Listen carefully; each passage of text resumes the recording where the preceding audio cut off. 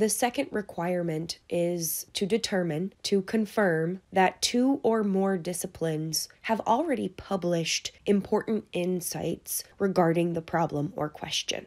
A quick literature search on Google Scholar will help us make this decision and meet this requirement.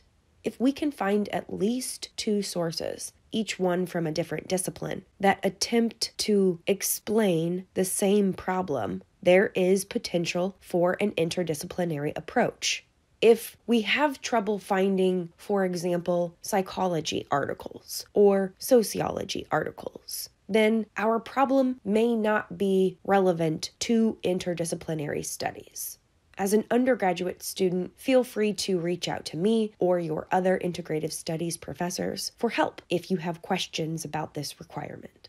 Controversial topics or topics with a long history are often researchable due to their relevance to the general public.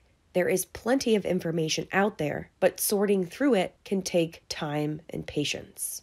New trends or recent events may not be as researchable because the important insights we're looking for have yet to be published.